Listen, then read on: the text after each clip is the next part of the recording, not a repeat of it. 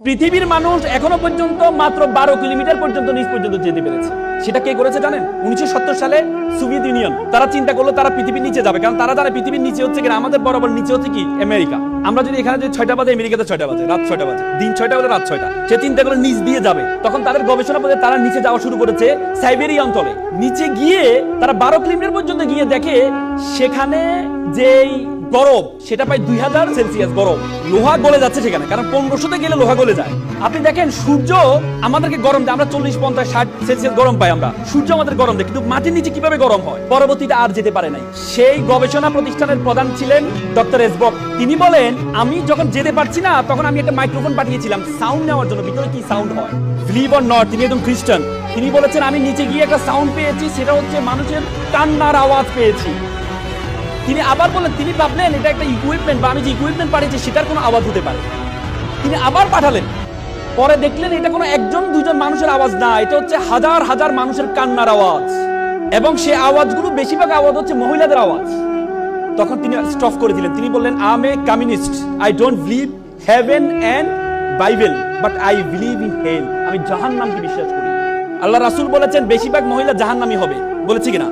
এবং আমরা জান্নাতের ইল্লিন আর সিজ্জিন, ইল্লিন হচ্ছে যেখানে আমরা মৃত্যুবরণ করার পরে আমাদের বডিটাকে, আমাদের রূহটাকে ইল্লিনে নেওয়া হয়। ইল্লিন বলতে হচ্ছে আল্লাহ তাআলার যে আরশের নিচে রাখা হয় সিদরাতুল মুনতাহার পরে। আর সিজ্জিন বলা হয়, সিজ্জিন হচ্ছে জাহান্নামের টুকরা, যেটা হচ্ছে জাহান্নামের সর্বশেষ জায়গাটা সিজ্জিন।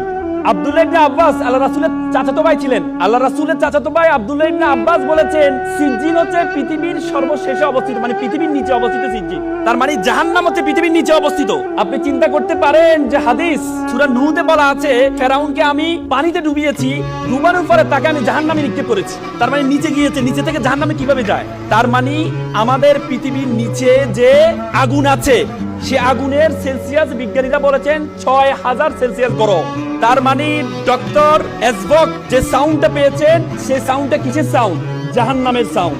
বিশ্বাস করেন, আমি যখন এই থিসিসটা পড়লাম, বিশ্বাস করেন আমি আমার চোখের পানি ধরে রাখতে পারি নাই যে আমরা পৃথিবীর এত জায়গায় গিয়েছি, আমরা উপরে আকাশ আসমান এত জায়গায় গিয়েছি, কিন্তু আমরা পৃথিবীর নিচ পর্যন্ত এখনো যেতে পারি নাই। মাত্র 1%, পৃথিবীর ব্যাসার্ধের মাত্র 1% থেকে কম আমরা নিচে যেতে পারি, তার নিচে যেতে পারি নাই। তার মানে আল্লাহ তাআলা যে আমাদের জন্য জাহান্নাম রেডি করেছেন, আমাদের জন্য জাহান্নাম প্রস্তুত করেছেন, সেটার প্রিপারেশন আমাদেরকে নিতে হবে, সেটা প্রিপারেশন আপনাদেরকে নিতে হবে।